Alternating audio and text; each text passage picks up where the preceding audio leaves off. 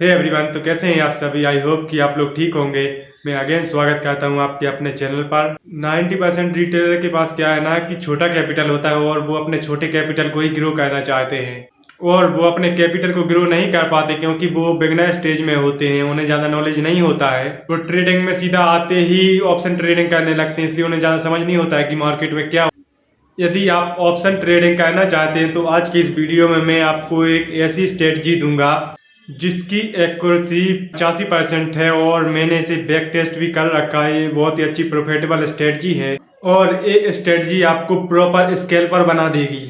ये एक scalping strategy है और यदि आप स्कैल्पिंग को नहीं जानते तो मैं आपको बता दूं, एक स्कैल्पिंग एक ऐसी स्ट्रेटजी होती है जिसमें आप किसी ट्रेड में एक छोटे टाइम फ्रेम के लिए जाते हैं, जैसे कि 2 मिनट या 5 मिनट या 10 मिनट के लिए, और आप 2-5 मिनट में ही प्रॉफिट या लॉस करते हैं। उसे स्कैल्पिंग कहते हैं। स्कैल्पिंग स्ट्रेटजी में हम बहुत ही छोटा लॉस और छोटे प्रॉफिट में बाहर निकल जाते हैं।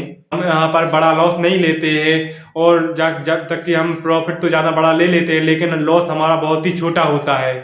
यदि आप इस स्ट्रेटजी को फॉलो करेंगे तो आपका लॉस कम से कम होगा और आपका प्रॉफिट मैक्सिमम होगा। आप अच्छा प्रॉफिट बना सकते हो आप इस स्ट्रेटजी को यूज करके। और यदि आप स्कैल्पिंग करते हैं तो आपको ये स्ट्रेटजी जरूर यूज करनी चाहिए। यदि आप ऑप्शन ट्रेडिंग करते हैं और स्कैल्पिंग नहीं करते हैं तो भी आपको स्कैल्पिंग करनी चाहिए और ये स्ट्रेटजी यूज करनी चाहिए। और आज के इस वीडियो में मैं आपको इस स्ट्रेटजी के A to Z पॉइंट्स के बारे में बात करूंगा कि आपको किस तरह से स्टॉप लॉस लगाना है, आपका टारगेट क्या होना चाहिए, आपकी इस स्ट्रेटजी को आपको क्या रिस्क रिवॉर्ड फॉलो करना है, आपकी रिस्क मैनेजमेंट क्या होना चाहिए और आपकी इस स्ट्रेटजी को यूज करते हुए आपकी साइकोलॉजी क्या होनी चाहिए। हम इस सभी पॉइंटों पे बात करेंगे इस वीडियो में। इस वीडियो में हम बात करेंगे 10 and 15 EMA स्ट्रेटजी, जो कि एक बहुत ही प्रॉफिटेबल स्ट्रेटजी है। बड़े बड़े ट्रेडर भी इसे यूज करते हैं और अच्छा प्रॉफिट इस स्ट्रेटजी से अच्छा प्रॉफिट बनता है।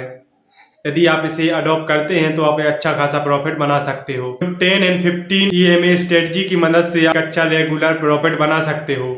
और यदि आप अभी फ्री नहीं हैं तो आप इस वीडियो को वॉच लेटर या लाइक करके छोड़ सकते हो ताकि आप इस वीडियो को बाद में देख सको, क्योंकि ये वीडियो आपको बहुत ही ध्यान से देखनी है ताकि आप इस वीडियो को पूरा ध्यान से देख सको। यदि आप इस वीडियो को जल्दबाजी में देखेंगे तो आपको कुछ भी समझ में नहीं आएगा। आपको बिल्कुल एकांत और आपको बिल्कुल शांत मन से इस वीडियो को देखना है ताकि आप इस वीडियो को जो भी मैं आपको बताऊं आप उसे यूज कर सको। और यदि आप इस वीडियो को जल्दबाजी में देखेंगे तो आपको कुछ भी समझ नहीं आएगा। ये वीडियो देखते समय आपको पेन और कॉपी साथ में लेना है ताकि मैं जो भी इम्पोर्टेंट पॉइंट बताऊं वो आपको साथ में नोट करना है ताकि आप उसे टाइम आने पर उसे देख सको और उसे इम्प्लीमेंट कर सको। इस वीडियो में आपको बहुत कुछ सीखने को मिलेगा। यदि आप इस स्ट्रेटजी को अडॉप्ट करते हो तो आपको आपका ट्रेडिंग करियर बिल्कुल ही चेंज हो जाएगा। आप कहाँ पर लॉस में थे तो आप इस स्ट्रेटजी को अडॉप्ट करने के बाद आप बिल्कुल ही प्रॉफिटेबल बन जाओगे।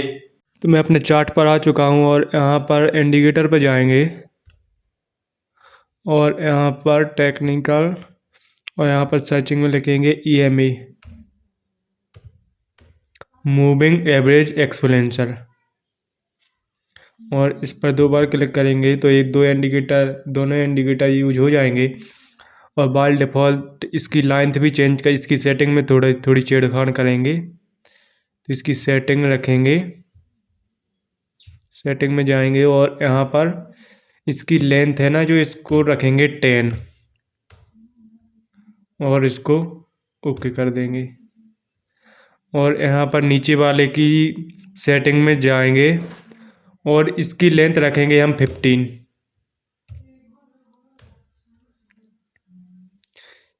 कर देंगे। और आप देख सकते हो यहाँ पर, और हम इसका कलर भी बदल देते हैं थोड़ा। एक का कलर हम अलग रखेंगे और एक का कलर अलग रखेंगे। स्टार यहाँ पर जाएंगे और इस लाइन का कलर भी चेंज कर देता हूँ मैं। एक का रेड कर देता हूँ, एक का ब्लू कर देता हूँ।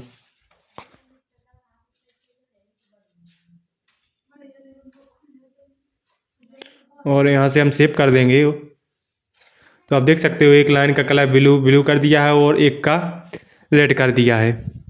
और मैं आपको बता दूं कि आपको ट्रेड कहाँ नहीं करना है। तो मैं आपको बता देता हूँ, यदि ईएमए ऐसा यहाँ पर साइडवेज हो, यहाँ पर ऐसा दोनों ईएमए यहाँ पर साइडवेज हो, तो आपको ट्रेड नहीं करना है। ऐसे साइडवेज मार्केट में आपको ट्रेड नहीं करना है। और जब आप ट्रेड करेंगे तो एटलीस्ट ईएमए यहाँ से 30 या 45 डिग्री के एंगल पर होना चाहिए।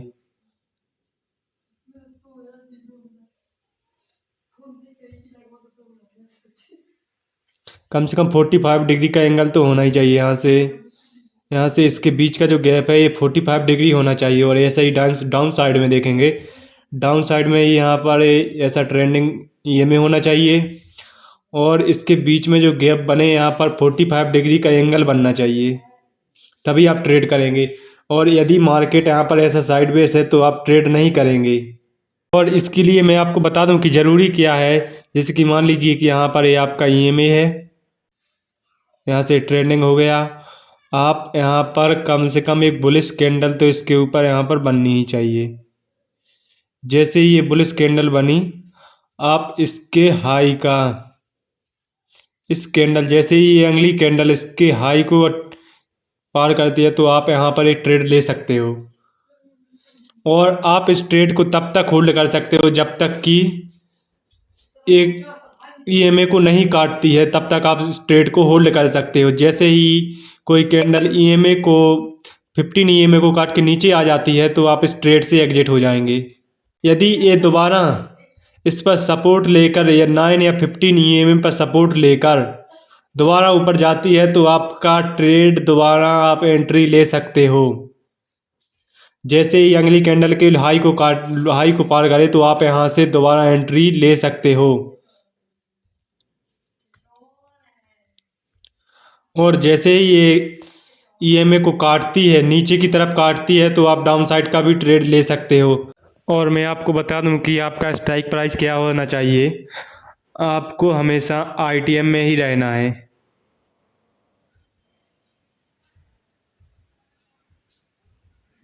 आप आईटीएम में रहेंगे तो ही आप प्रॉफिट में रहेंगे। आप एटीएम में भी रह सकते हो, आपको हमेशा आईटीएम में ही रहना है। यदि आप एटीएम में रहोगे तो भी आपको प्रॉफिट तो होगा, लेकिन आईटीएम से कम होगा। और यदि आप ओटीएम में चले जाते हो तो आपको बिल्कुल ही प्रॉफिट नहीं होगा और आप उसमें लॉस ही करेंगे। इसलिए आपको आईटीएम या एटीएम में ही रहना है।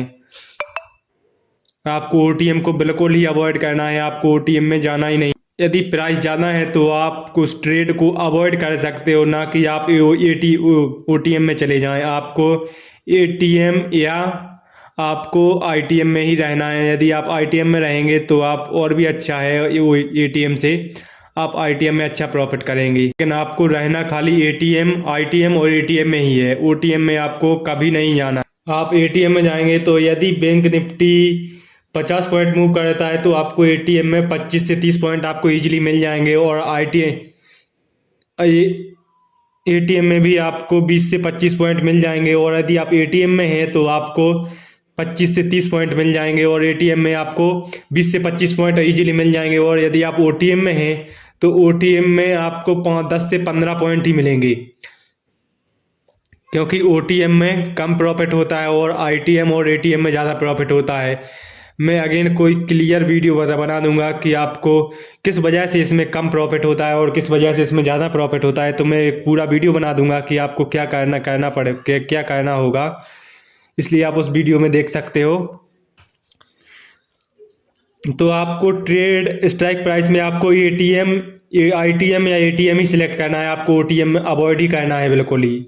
आप एटीएम और आईटीएम में ही ट्रेड करोगे। मैं आपको 3 ऐसे कैंडल बता देता हूं जिस पर आप एंटर करेंगे। जब एक कैंडल बने तभी आप ईएमए स्कैल्पिंग स्ट्रेटजी पर एंटर करेंगे, वरना आप एंटर भी नहीं करेंगे।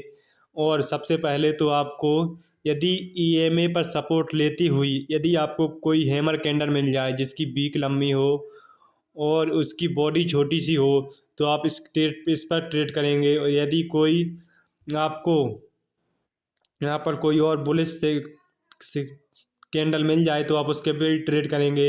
आपको बिग बार कैंडल मिल जाए तो आप उस पर ट्रेड करोगे।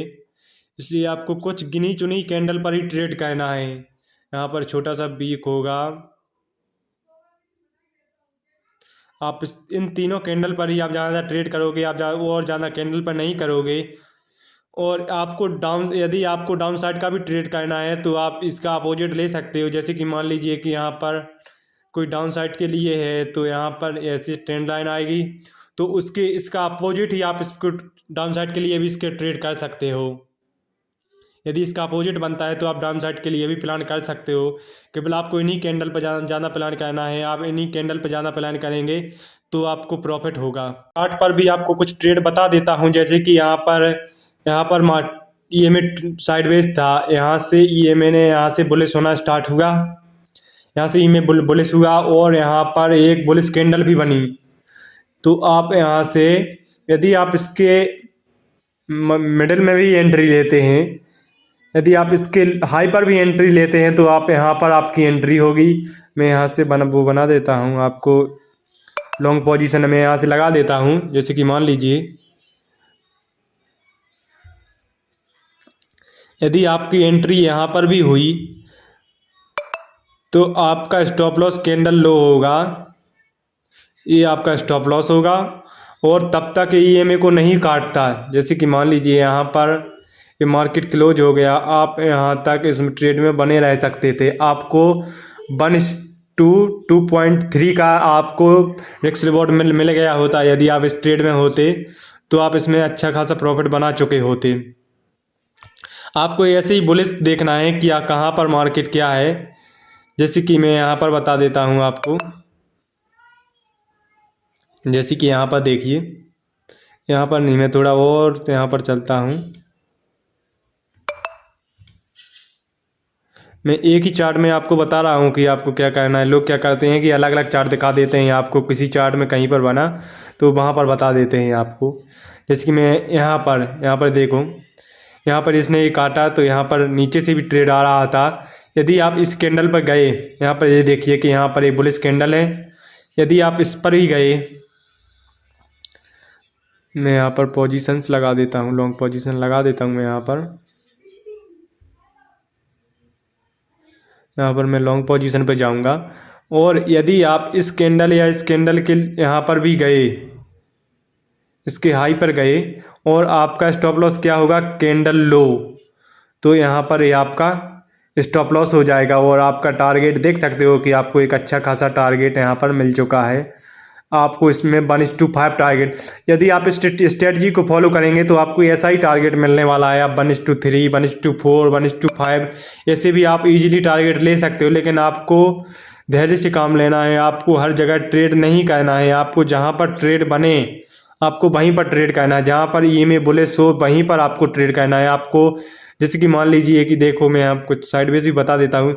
जैसे कि यहाँ पर EMA साइडवेज है तो आप यहाँ पर ट्रेड बिल्कुल ही अवॉइड करेंगे। और प्रॉफिट कौन बनाता है, जो मार्केट में पेशेंस रखता है। यदि कोई मार्केट में पेशेंस नहीं रखेगा और वो ट्रेड करता रहेगा तो वो प्रॉफिट नहीं बना पाएगा। इसलिए आपको मार्केट में पेशेंस रखना है। आपको वहीं पर ट्रेड करना है जहाँ पर ट्रेड बने। यहाँ पर यदि कोई साइडवेज मार्केट में जाता तो उसका लॉस ही होने वाला था। और यदि आप इस स्ट्रेटजी को फॉलो करते हैं तो आपको कुछ बातों का ध्यान भी रखना पड़ेगा। जैसे कि आपको एक चार्ट नहीं देखना है, आपको दोनों चार्ट देखना पड़ेंगे। आपको बैंक निफ्टी और निफ्टी दोनों का चार्ट देखना पड़ेगा, जिससे आपकी एक्यूरेसी और भी बढ़ सकती है। यदि निफ्टी नीचे जा रही है और बैंक निफ्टी ऊपर जा रही है तो आपको वहां पर ट्रेड अवॉइड करना है। आप वहां पर ट्रेड नहीं करोगे। जैसे यदि बैंक निफ्टी नीचे जा रही है और निफ्टी ऊपर जा रही है तो आपको वहां पर भी ट्रेड को अवॉइड ही करना है। आप वहां पर भी ट्रेड नहीं करोगे, क्योंकि ये दोनों इंडेक्स यदि एक दूसरे के विपरीत हैं तो आपका एक्यूरेसी आपकी कम हो सकती है। यदि आपको दोनों को ही मेजर करना पड़ेगा, तभी आपका प्रॉफिट अच्छा खासा प्रॉफिट हो। यदि आप दोनों को एक साथ यूज करना सीख लेते हैं तो आप अच्छा प्रॉफिट तब से ही आप प्रॉफिटेबल हो जाओगे। इसलिए आपको दोनों को साथ में ही यूज करना है। बैंक निफ्टी और निफ्टी को आपको दोनों का ही चार्ट देखना पड़ेगा, तभी आप ट्रेड करोगे। और यदि आपको वीडियो से थोड़ी भी इन्फॉर्मेशन मिली हो तो आप वीडियो को लाइक और एक अच्छा सा कमेंट, और यदि आपने चैनल को सब्सक्राइब नहीं किया है तो आप चैनल को सब्सक्राइब कर लीजिए, ताकि हमारे आने वाले वीडियो का नोटिफिकेशन आपको सबसे पहले मिले और आप आने वाला एजुकेशनल वीडियो मिस ना करें। और यदि आपका एंजल वन पे डीमेट अकाउंट नहीं खुला है तो मैं अगर डिस्क्रिप्शन में मैं डीमेट अकाउंट का लिंक दे दूंगा, तो आप वहां से जाके इजीली फ्री में आप डीमेट अकाउंट भी खोल सकते हो। डीमेट अकाउंट खोलना बिल्कुल ही फ्री है, आपको इसका कोई चार्ज नहीं देना पड़ेगा। तो आप डिस्क्रिप्शन के लिंक से आप डीमेट अकाउंट भी खोल सकते हो।